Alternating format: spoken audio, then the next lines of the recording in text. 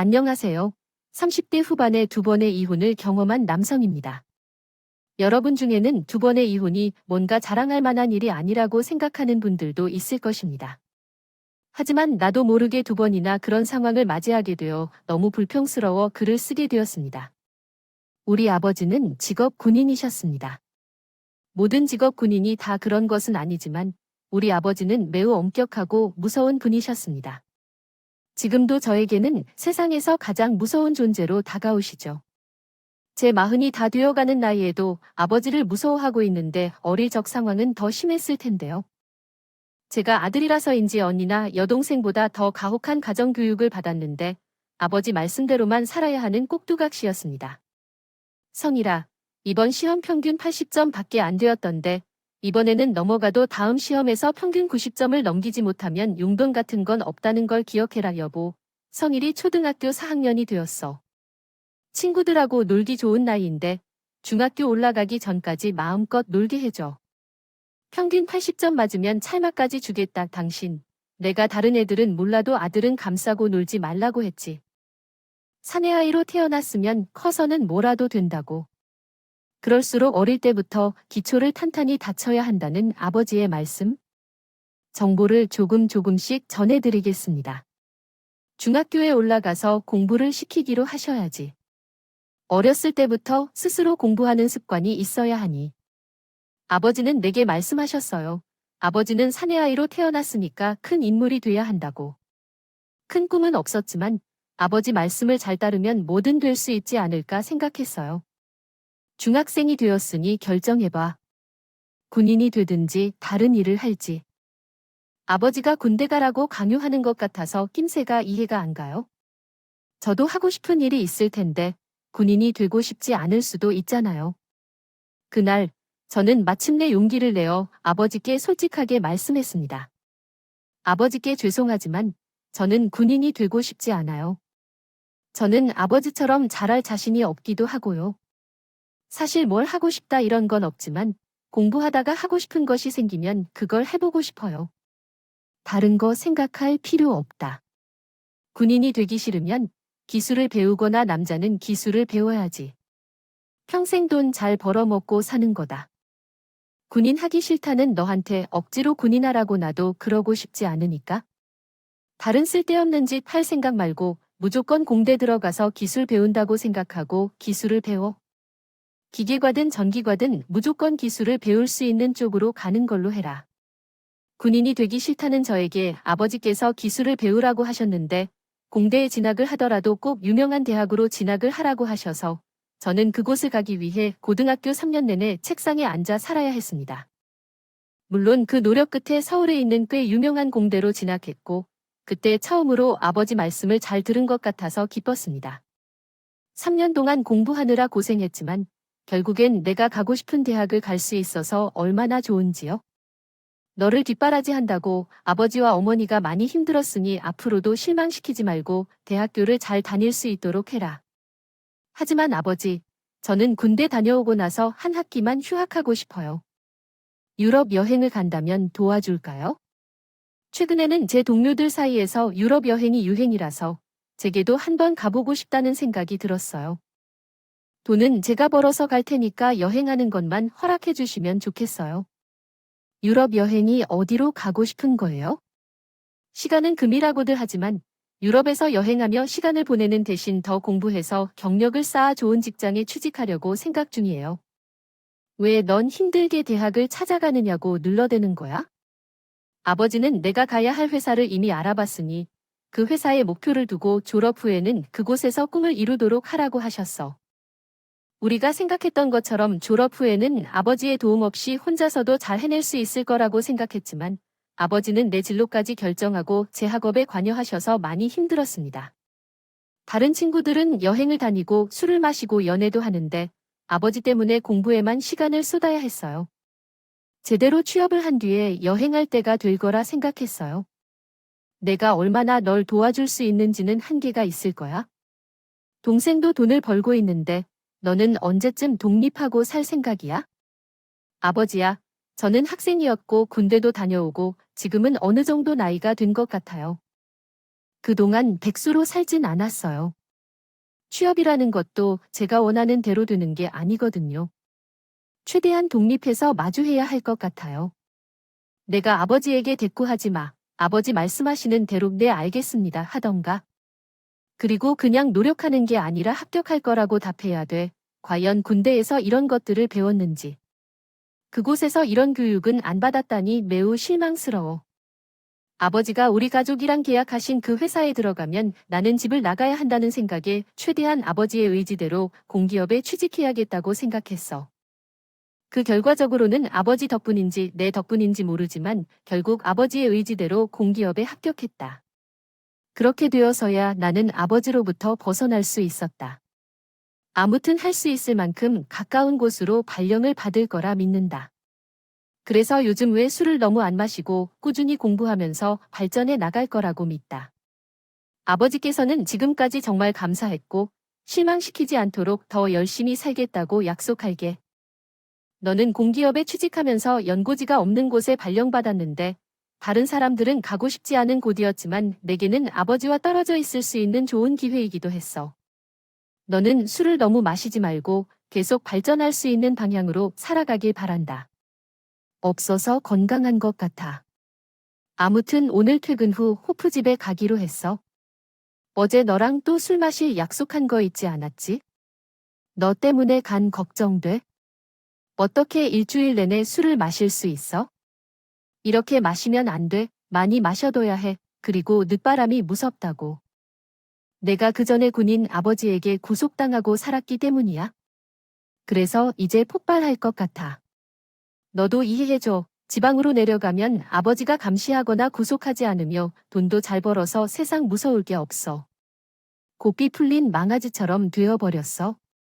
20살쯤에 처음으로 술을 마셔봤고 그 후엔 가능한 모든 술을 즐기기 시작했어. 동네 작은 호프집에서 아내를 만났어.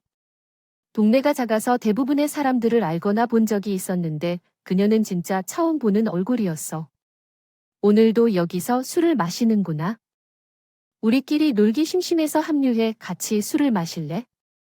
너희도 너희끼리 술 마시는 건 재미없잖아. 술 끊었다더니 여긴 왜 온 거야? 옆에 있는 누구야? 처음 보는 얼굴인데 누나 친구래. 어릴 때 여기 살았던 미설이야. 나는 필리핀으로 이사 갔는데 여기 미소리 할머니가 산다. 미소리는 할머니와 함께 지내고 싶어서 최근 한국에 왔다. 처음엔 낯선 여자인 아내에게 많은 관심을 가졌는데 우리는 많은 공통점을 가지고 있었다. 놀기 좋아하고 술을 마시는 것을 좋아하는 점이 가장 큰 공통점이었고 그것이 제가 아내에게 매료된 이유였다. 성일아, 주말에 나랑 포항으로 놀러 가지 않을래? 거기에 주기는 무료집을 알고 있는데 차로 좀 같이 가자. 나 혼자 가기는 좀 그렇더라고. 지희 누나는 어쩌고 우리 둘이 가는 거야? 나야 가면 좋긴 하지만 진짜 우리 둘만 가는 거야? 지 일이 있어서 못 간다고 하더라. 그러니까 그냥 우리 둘이 가는 걸로 하자. 나가 기름 값도 주고 물에도 사줄게. 아내와 나는 성별이 달라도 놀기가 잘 맞아서 단둘이 놀기도 아주 잘 놀았다. 함께 다른 지역으로 1박 2일 여행도 가기도 했고 캠핑도 하며 술을 마시는 날엔 한 방에 잠에 들기도 했다. 그래도 어떤 문제도 없어서 아내는 내게 관심이 없어서 편하게 지낼 수 있었다고 생각했다. 그러던 중 아버지가 본가로 호출하셨다. 내가 먼저 결혼한다고 이야기할 때까지 기다려 보려고 했지만 너는 말이 없어서 불러왔다. 너는 결혼을 생각하지 않는 거야? 아니, 그보다 먼저 만나고 있는 여자가 있는지 물어보자. 너 만나고 있는 여자가 있니? 아버지, 저 회사에 들어간 지 이제 1년 넘었고 아직 제 나이가 30도 안 됐는데 무슨 결혼이에요? 요즘은 남자들이 다 30 넘어서 결혼하잖아. 저도 그러고 싶어요. 그거는 능력 없는 놈들이나 하는 짓이야. 너는 돈도 잘 벌고 인물도 좋은데 왜 결혼을 못하니? 아버지는 너 30 되기 전에 결혼했으면 좋겠다. 만약 내가 30 되기 전에 결혼하지 못하면 내가 알아서 며느리를 구해서 붙여줄 테니까 그때는 참말로 결혼하는 걸로 해. 아니, 이번에는 너 돌아가면 내 선자리를 구해줘야겠다. 아버지, 저 만나고 있는 사람이 있으니까 선자리는 안 구해주셔도 돼요. 여자친구한테 물어보고 아버지랑 엄마한테 소개해드릴게요. 다른 건 몰라도 결혼은 제 의지대로 하고 싶었고 아버지의 짝짓기는 싫다는 생각이 들어 없는 여자친구를 만들어 거짓말을 하게 됐어요. 그날 이후로 아버지는 인사를 하러 언제 오는지 물어보셨고 제가 여자친구를 소개를 계속 미루자 아버지께서 제가 살고 있는 곳으로 오시겠다고 말씀하셨어요. 너희가 못 오면 내가 갈 테니 거기서 딱 기다리고 있어. 어디서 얼마나 대단한 여자를 만났냐, 얼굴을 보여주기를 아까워하는지 나한테 왔다. 내려오게 해주기가 힘들어 아버지. 난 이번 주말 올라갈 테니까 집에 계세요. 정말로 주말에 잘 구경하여 올게요 임마. 너 이번 주 주말 있다고 해도 내가 내려가 버리고름 집어왔고 개환 그러니까 아버지와 논 것만 봐줄게요. 몇 번째야? 아버지 여자친구 속에 있다고 미루네 아내 부탁 제가 아는 여자친구 중 제일 잘 지냈던 나에게 이번 주말에 절대로 소개해볼까요? 구경 가능한데? 나랑 같이 가면 안 되는 걸까? 진짜로 내 여자친구라고만 해주고 나가서 아내 여자친구와 헤어졌다고도 말해 너네 아버지가 아직도 그러고 있길래 여기서 나올 때 다른 자리까지 등에 가서 아는 것 그러니까 너가 난감해 보이니까 맞은 귀? 내가 도울게 너한테 술 살래 하더 모든 걸 쓰겠다 비어 그러고 나서 내 여자친구한테 소개만 해주면 돼 나한테 살아야 한다 술이 뭐야 이 위 사줄치 여자 척 해줄게 두지 우리 아버지 성진지 누나도 알자ным. 어디서 얼마나 대단한 여자를 만났냐 얼굴을 보여주기를 아까워하는지 나한테 왔다. 준필이나 연기 잘할 생각 아버지 소개를 할 생각으로 아내랑 가짜 커플 하게 됐다 이래위즘에 거짓말하게 됐지만 위기 모서리할 생각으로 올리지 우리 아버지 입장에서는 아내가 느릿느릿한 마음이었는데 아버지는 제 아내를 만나고 결혼 날짜를 잡으라고 했어요. 성일이가 여자친구가 있다고 해서 내 얼굴은 안 보여주기만 했는데 거짓말을 했나 싶었는데 남자 노릇을 했네요. 그리고 이렇게 인사까지 오네요. 올해 안에 결혼식을 하라는데 그건 절대 안 돼요. 우리는 결혼을 해도 3년 뒤에 생각하고 있어요. 둘이 마음이 맞으면 곧 결혼할 텐데 왜 3년을 끌어오나 싶어요. 시간이 금이라고 하는데 벌써 잊은 건가 봐요. 하루라도 빨리 결혼하라고 하지만 한 달 뒤에 헤어지려고 했어요. 그런데 아내가 아버지의 말대로 결혼을 하자고 해서 고민이에요. 준비를 마음먹으면 금방 할 수 있을 것 같긴 해요. 그런데 왜 누나랑 결혼을 하겠다는 거죠? 나도 혼자고 너도 혼자인데요. 매일 서로 얼굴을 마주하며 지내고 남들이 보기에는 커플과 다를 바 없이 지내고 있지. 나도 싫고 너도 싫지 않다면 우리 둘이 만나 결혼하면 되는 건 아닌가 성격이 이렇게 잘 맞다면 결혼해도 손해볼 게 없잖아. 또한 우리 둘이 결혼해도 이상한 생각을 하는 사람들은 없을 테고 성격이 잘 맞긴 하지만 연애 없이 결혼하는 건 말이 안 되잖아. 그래서 몇 달이라도 연애는 해봐야지. 우리가 다른 커플들처럼 스킨십만 하지 않았을 뿐이지 나머지는 다 했잖아. 그것으로도 충분하지 더 할 필요 없어. 그리고 만난 지 하루 만에 결혼을 결심하고 3달 만에 결혼식을 올리는 커플도 많으니까 너도 나랑 결혼 생각을 진지하게 해봐. 처음에는 정말 말도 안 되는 소리라고 생각했지만 심사숙고해보니까 지금까지 만난 여자 중에 아내가 제일 잘 맞는 성격을 가진 사람이었고 아내와 있을 때 나는 순수한 사람이 된 것 같았어. 그리고 내 마음을 가장 편하게 만들어 주었던 여자도 바로 아내였다는 생각에 내가 미친 짓을 하는 것일지도 몰라도 아내와 결혼하기로 결정했어. 누나 말 듣고 보니까 우리가 이렇게 계속 살아간다면 평생 행복한 부모로서 셀 수 있을 것 같아. 물론 결혼 생활이 쉽지 않을 수도 있지만 우리가 이렇게 살면서 잘 살아보자. 잘 생각해줘, 성일아.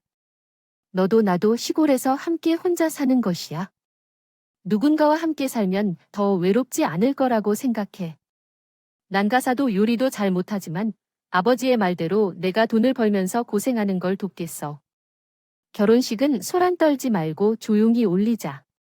친구들이 놀라는 건 어쩔 수 없지만 결혼하는 걸로 하자. 아버지는 나에게 결혼 날짜를 잡았다고 했을 때 나에게 이런 말을 해줬어.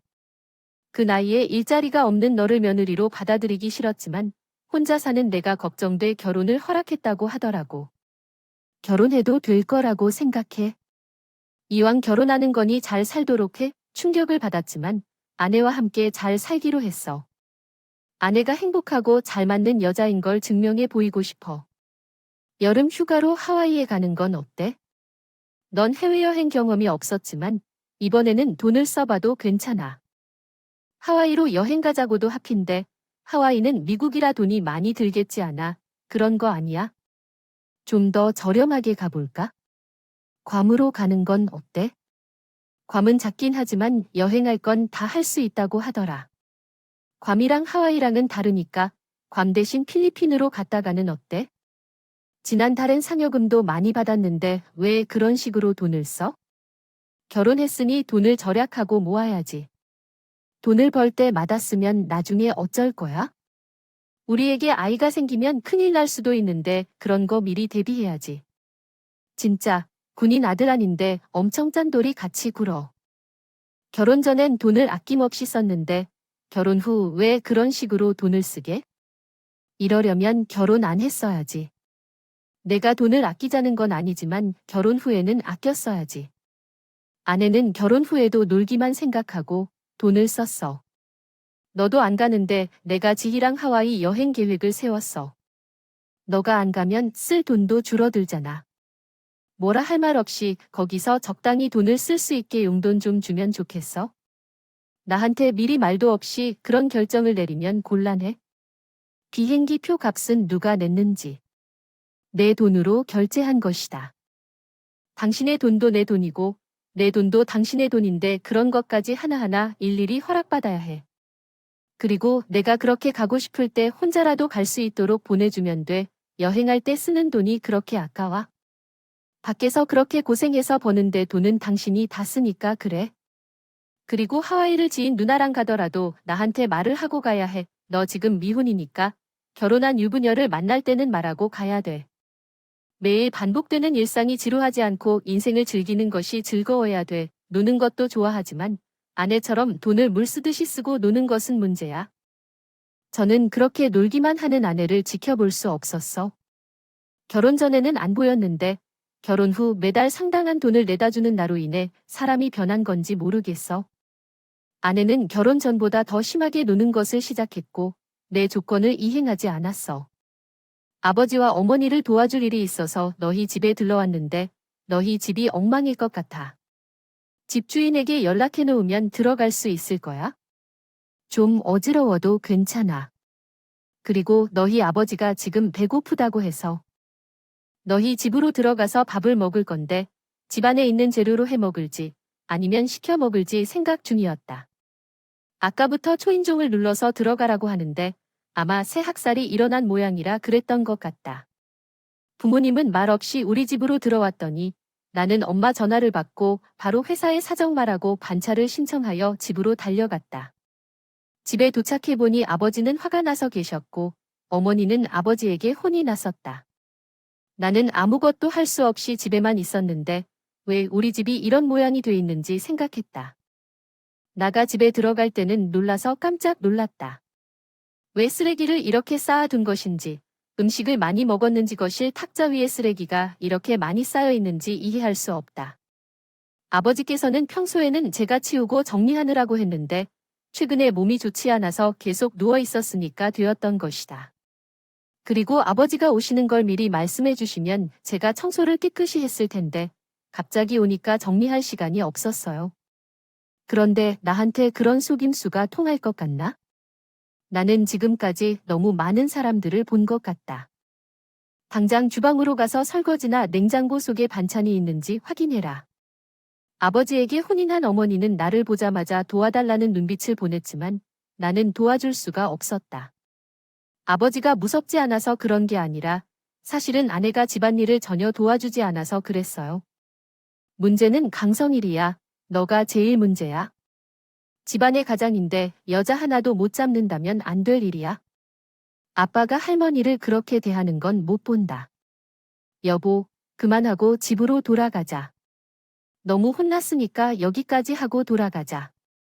이후도 계속 이렇게 사는 건지 확인해 볼 거니까 집 차리고 살아야지. 돼지 새끼들도 아니고 무슨 일이야. 아빠가 돌아가고 난 후 아내는 화를 참고 저에게 말 한마디 없이 방으로 들어갔어요.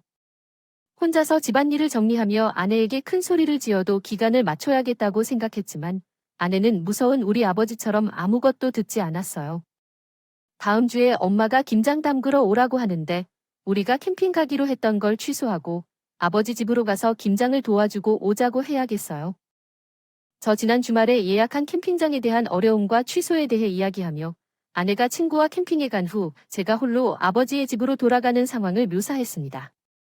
아내와의 전화 통화 중 아버지가 아내를 소리 지르며 비난하는 장면도 포함되어 있습니다.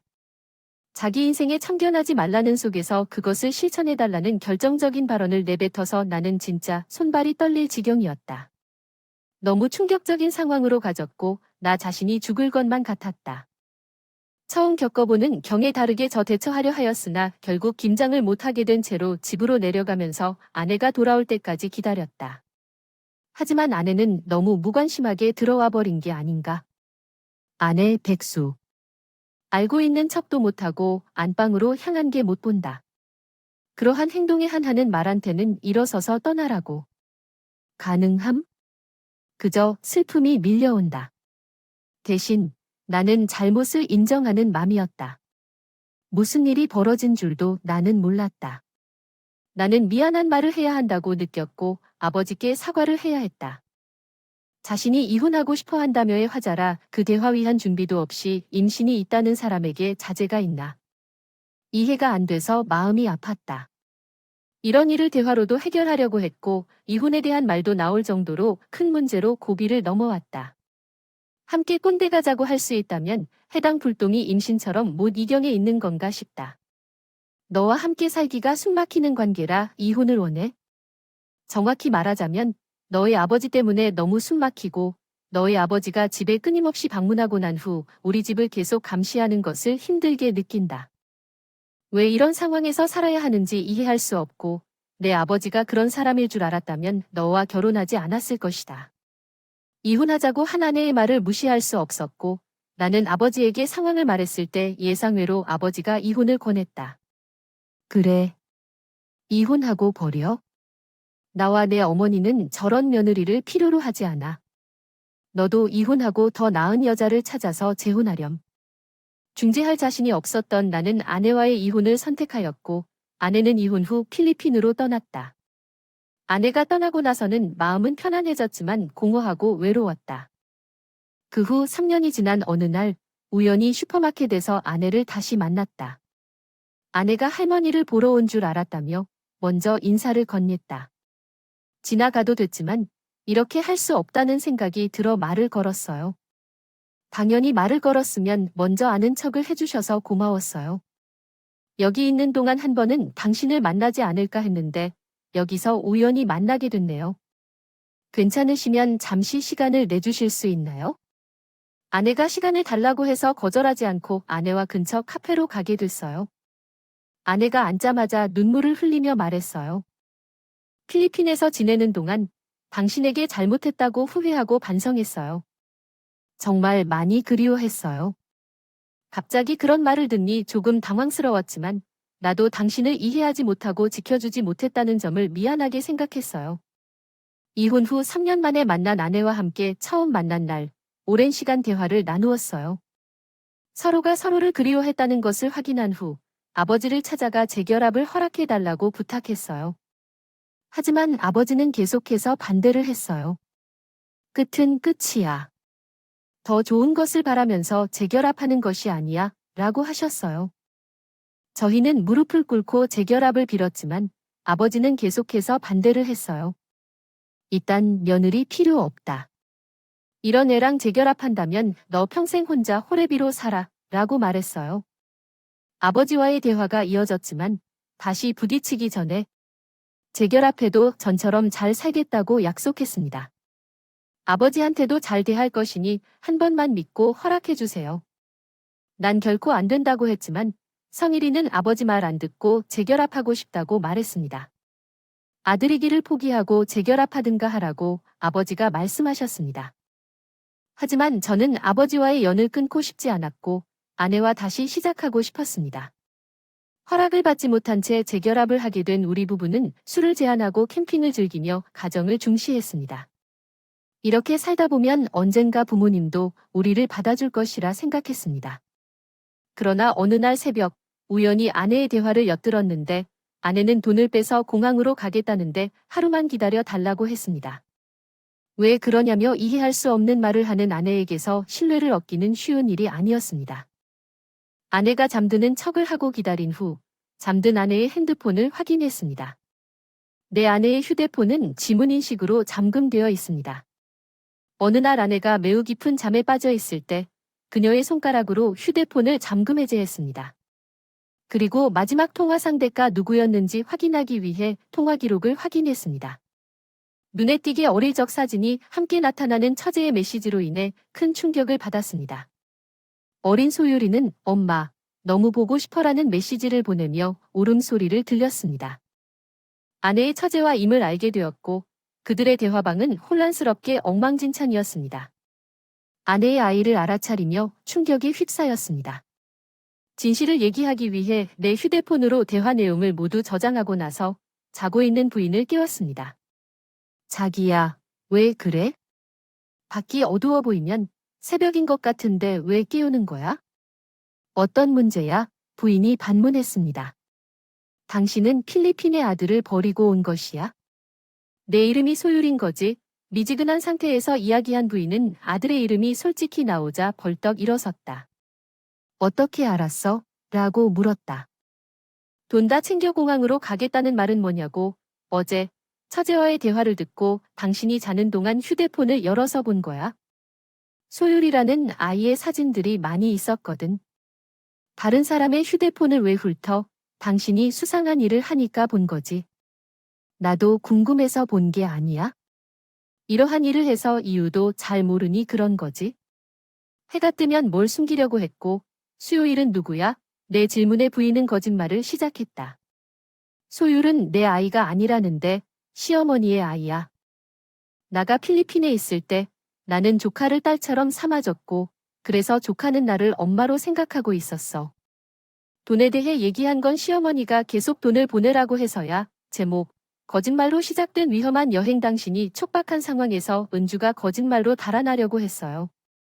그녀는 돈을 얻기 위해 필리핀으로 떠난다고 거짓말을 했습니다. 그러면서 어린 아들이라고 속이기까지 했습니다.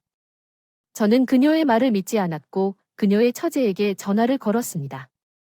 처제는 형부의 돈을 훔쳐 비행기를 타고 필리핀으로 도망친 것이었습니다. 그의 말 속에는 도주와 돈 요구가 있었습니다. 처제가 자신의 아들인 소율에 대한 이야기도 나왔죠. 그러나 처제는 제 질문에 대답하지 않고 전화를 끊었습니다. 그 결과 아내는 불안해하며 필리핀으로 가자고 제안했습니다. 부디 함께 가지 않길 바랍니다. 검찰도 하고 당신 가족들이 왜 돈을 계속 원하냐는 것도 함께 확인해보자고 했습니다. 필리핀으로 같이 가서 친정검사를 받자는 제 말에 아내는 눈물을 흘리며 모든 사실을 고백했습니다. 소율이, 우리 아들마저 당신과 이혼하고 필리핀으로 갔다가 만난 한국 남자가 있었다고 해요. 필리핀에서 사업하러 온 사람이었고 혼인 이력이 없어서 만나서 아이를 낳고 함께 살았는데 나중에 한국에 가면서 본가에 있는 남자였다는 것을 알게 되었어요. 사업이 막판에 서면서 연락을 끊어버리고 그 남자를 찾으러 잠깐 한국에 온 후 당신을 만나 재결합하게 되었답니다. 도대체 그것도 처리하고 나랑 재혼한 이유가 뭔지 이유를 알 수가 없네요. 처음에는 돈을 원해서 재혼한 것 같더라고요. 아내는 계속 말하며 나 잘못하지 않았다며 당신의 주관을 빌미로 돈을 훔치려고 했다고 합니다. 생각해보니까 나는 정말 어리석어 보였던 모양입니다. 어떻게 그런 모든 것을 속이고 돈을 훔치려 했냐고요. 아내는 결국 나에게 한 말들이 진실이었다고 믿도록 말했습니다. 아파이니 사업이 힘들어져서 도움이 필요해. 나는 당신에게 도움 요청하는 방법밖에는 없지. 아직 재혼한 지 얼마 안 돼서 돈에 관한 얘기를 하면 당신이 싫어할까봐 당신에게 비밀리에 도와줄 수밖에 없는 거야. 잘못을 저질렀지만 나도 힘들어서 그랬어. 그래서 내가 경제를 담당하게 해주고 싶다고 했었군요. 그렇다면 당신은 내가 돈 때문에 의도적으로 당신에게 접근했다고 생각한 것 같아. 하지만 그건 사실이 아니야. 내가 당신을 보고 싶었다는 말과 후회하고 반성했다는 말은 진심이었어. 정말이야. 내 아내가 나와 이혼한 사이에 아들을 낳았다는 사실보다도 나를 속였다는 사실이 화가 나서 견딜 수 없었어. 그리고 내 진심이 비참해질 때 내게 매달리는 아내를 뿌리치기로 결심했어. 아내와 두 번째 이혼 후 아버지에게 정직하게 사실을 밝히고 이혼한 이유를 말했어. 그러자 아버지는 다시 절대로 내 앞에 나타나지 말라고 했어. 내가 나갔고 나만큼 멍청한 너를 내 아들로 생각하는 것이 부끄럽다. 내 아들이라고 하지 마라. 여기 다시 오지 마라. 그 말을 듣고 아버지에게 쫓겨나면서 모든 것을 포기할까 생각했지만 너무 억울해서 죽을 수는 없었어. 그래서 다니던 회사를 그만두고 내가 하고 싶은 일을 찾아 세계 여행을 떠날까 고민 중이야. 나이가 어느 정도 먹어도 새로운 시작이 가능할지 모르겠지만 이런 생각으로는 더 이상 살 수 없어. 큰 도전을 하지 않고 싶어 함으로써 죽을 수는 없어. 저는 이야기를 드러내기로 했어요.